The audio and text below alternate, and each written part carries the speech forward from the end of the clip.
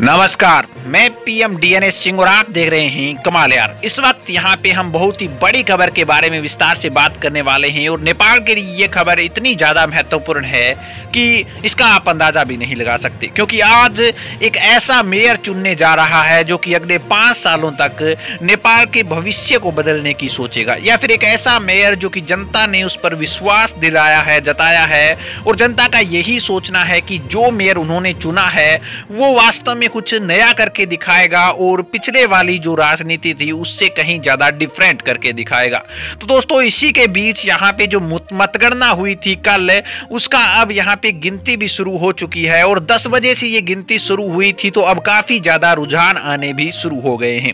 हम यहाँ पे बात कर लेते हैं कि नेपाल के कौन से शहरों की ये गिनती शुरू हुई है। तो मैं आपको बता दूं कि काठमांडू, भरतपुर और इसके साथ साथ जो अन्य महानगर हैं उनकी गिनतियां शुरू हो चुकी हैं।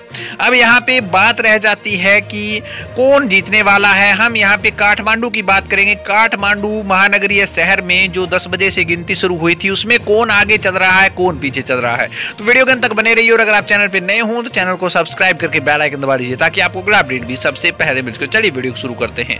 दोस्तों, यहाँ पे जो नेपाल की पब्लिक है उसके अंदर एक माहौल क्रिएट पहले से ही हो चुका था। एक इंडिपेंडेंट जो उम्मीदवार था उसके लिए, वो कौन था वो भी हम बात करेंगे, लेकिन उससे पहले मैं आपको बता दूं कि यहाँ पे वार्ड नंबर 1 और 32 की मतगणना शुरू 10 बजे से हो चुकी थी, लेकिन कुछ एक महानगरों में कल रात यानी कि शुक्रवार को रात को ही मतगणना शुरू हो गई थी। मैं आपको बता दूं कि जो काठमांडू मेट्रोपॉलिटन सिटी है उसके अंदर 3,242,000 मतदान हैं और आयोग के मुताबिक महानगरों में विभिन्न पदों पर कुल 162 प्रतिनिधित्व चुनी जाने हैं। नेपाल में शुक्रवार को पूरे दिन एक चरण में ही दोनों के जो सारे के सारे स्थानीय चुनाव है वो करा लिए गए और ये जो चुनाव हैं वो 2079 यानी कि 79 का चुनाव चल रहा है। चुनाव आयोग के सचिव जो तुलसी बहार श्रेष्ठ के अनुसार अब तक यहाँ पे अधिकांश स्थानीय इकाइयों के मतगणना शुरू हो चुकी है। कुछ जगहों पर शुक्रवार रात को भी मैंने बताया था जैसा कि शुरू हो गई थी और चुनाव आयोग ने कहा है कि 16 जिलों में से 28 स्थानीय इकाइयों के जो 43 मतदान केंद्र के 77 बूथों पर विभिन्न कारणों में मतदान रुका हुआ था और वह आज जल्द ही चुनाव होंगे।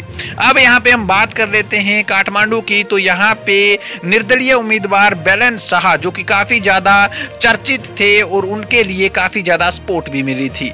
हमने देखा था कि वो मीडिया या फिर सोशल मीडिया पर भी काफी ज्यादा वायरल होने वाले एक युवा नेता थे और लोगों ने कोई भी शायद ऐसी उम्मीद थी कि युवा नेता को लाना चाहिए, क्योंकि इसीलिए वो अब तक लीड कर रहे हैं। अभी तक कंप्लीट तो चुनाव का रिजल्ट नहीं आया, लेकिन वो काफी ज्यादा लीड कर रहे हैं, जिससे ऐसा कहा जा सकता है कि जो यहाँ पे काठमांडू की जनता है उन्होंने भी उन पर कहीं ना कहीं विश्वास जताया है। सीपीएन और यूएमएल उम्मीदवार जो केशव स्थापित हैं उनके लिए भी यहाँ पे थोड़ा सा दुख की बात है कि वो सबसे पीछे चल रहे हैं इस वक्त, और नेपाली कांग्रेस उम्मीदवार जो सृजना सिंह हैं वो यहाँ पे सेकंड नंबर पर चल रही हैं। तो दोस्तों, यहाँ पे बेलन शाह का जो हमने देखा था कि यूट्यूब पर बहुत से इंडियन क्रिएटर्स भी उन पर वीडियो डाल रहे थे, क्योंकि उनके अंदर कुछ ऐसा जुनून था, उनको टिकट ना मिली या फिर वो लेना नहीं चाहते थे, इसलिए उन्होंने उम्मीदवार का ये इलेक्शन लड़ा।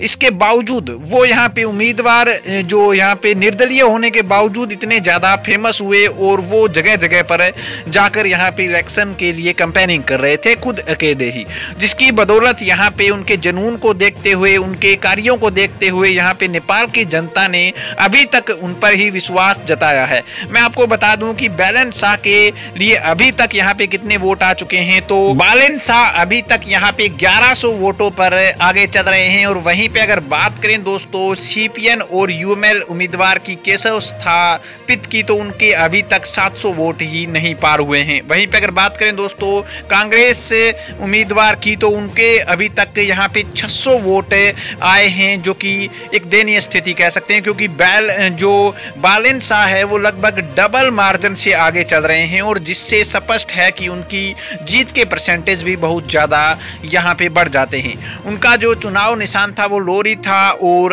अब लोगों ने उस पर विश्वास भी जताया है। दोस्तों, आपकी क्या राय है, कौन जीतने वाला है और कौन हारने वाला है? अपने विचार कमेंट सेक्शन में जरूर लिखिए। चलिए आज के लिए इतना रखते हैं, आगे कोई नया अपडेट मिलता है फिर आपके सामने हाजिर होगा। तो वीडियो को लाइक कीजिए, शेयर कीजिए और अगर आप चैनल पे नए हो तो चैनल को सब्सक्राइब करके बेल आइकन दबा लीजिए ताकि आपको अगला अपडेट भी सबसे पहले मिल सके।